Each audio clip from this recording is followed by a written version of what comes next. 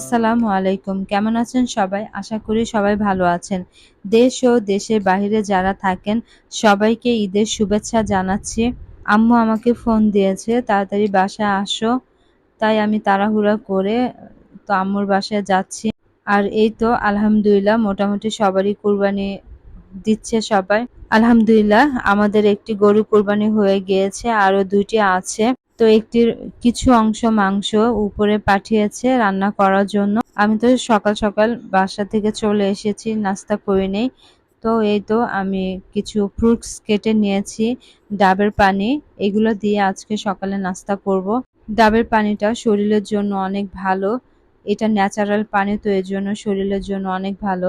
চেষ্টা করি মাঝে মধ্যে খালি পেটে ডাবের পানিটা খাওয়া। ডাবের ভিতরে যে নারকেলটা হয় সেটাও আমার খেতে ভালো লাগে। নাস্তা খেয়ে চলে আসলাম কিচেন রুমে। তো আম্মু রান্না বান্না বসায় দিছে। তো সে আজকে মাংস রান্না করবে।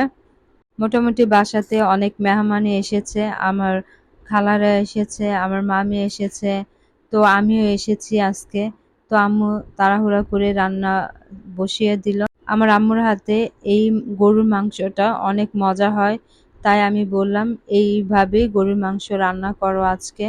তো আম্মু এই তো রান্না করছে। এবারে গরুগুলা সব মসলা দিয়ে মাখিয়ে জুখিয়ে বসিয়ে দিল চুলাতে। কারা এইভাবে মাংস কষিয়ে রান্না করে খান, প্লিজ আমাকে কমেন্ট করে জানাবেন। আবার কসাইদের জন্য আব্বু খাবার রান্না করতে বলেছিল, তাদের জন্য আজকে রান্না করতেছে আম্মু।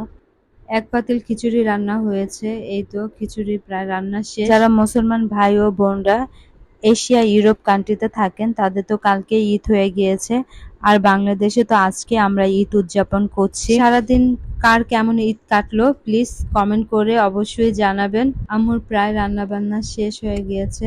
আমি নিচে ওনাদের জন্য খাবার নিয়ে আসলাম। যারা কসাই তাদের জন্য আব্বু খাবার রান্না করতে বলেছিল, তাদের জন্য খাবার নিয়ে এসেছি। এই তো অনেকে খেয়েছে আর আরো খাবে লোকজন, তাই আবারও মাংস নিয়ে আসলাম তাদের জন্য। যারা বাংলাদেশে থাকে তারা মা বাবা ভাই বোন আত্মীয় স্বজন ওয়াইফ ছেলে মেয়ে সবাইকে নিয়েই সুন্দর করে ঈদ উদযাপন করে। প্রবাসী ভাই ও বোনরা এই সুখটাকে বিসর্জন দিয়ে মা বাবা হাজব্যান্ড ওয়াইফ ছেলে মেয়ে আত্মীয় স্বজনকে রেখে এত কষ্ট করে প্রবাসে দিন যাপন করেন। তারা দিন শেষে কাজ করে এসে নিজেই রান্না বান্না করতে হয়, নিজেকেই কাজ করতে হয়, নিজের জামা কাপড় কাচতে হয়, সব কিছুই নিজের করতে হয়। তারপরও যেন সুখটা তাদের কোথায় তারা বুঝতেই পারে না। প্রবাসী ভাই বোনদের জন্য দোয়া রইল। তারা এত কষ্ট করে ফ্যামিলির জন্য নিজের সুখ সুখ আহ্লাদকে বিসর্জন দিয়েও তারা কতটা পরিশ্রম করছে বিদেশে থেকেও।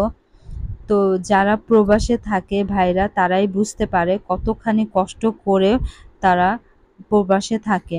তাদের জন্য আপনারা সবাই দোয়া করবেন। তাদের জন্য শুভকামনা জানাচ্ছি আর তাদের ঈদ মোবারকের শুভেচ্ছাও জানাচ্ছি। খাওয়া দাওয়া করার পর তো একটু ডেজার্ট আইটেম খেতেই হয়, তো একটু ডেজার্ট নিয়ে খাচ্ছিলাম। আমার ভাইয়ের ছেলে ফারাজ এসে বলল আমাকে গিফট দিয়েছে, দেখো তো কি দিয়েছে ফুপি একটু খুলে। তো আমি খুলে দেখি একটা ডিম পেয়েছি। তো এই ডিমটা খোলার চেষ্টা করতেছি, পরে ফারাজকে দিলাম খোলার জন্য। ফারাজ খুললো, খুলে আমি বললাম ফারাজ আমাকে একটু দিবা? ফারাজ বলল না দিব না। তারপরও বললাম ফারাজ দিবা? বলল হ্যাঁ ফুপি তোমাকে আমি দিব। এটা বলে ফারাজ একদমই বলটা মুখে দিয়ে ফেললো, আমাকে আর ফারাজ দিলই না। আমার ভিডিওটি যদি ভালো লাগে লাইক কমেন্ট শেয়ার করবেন, আমার পেজটা ফলো দিতে ভুলবেন না। আল্লাহ হাফেজ।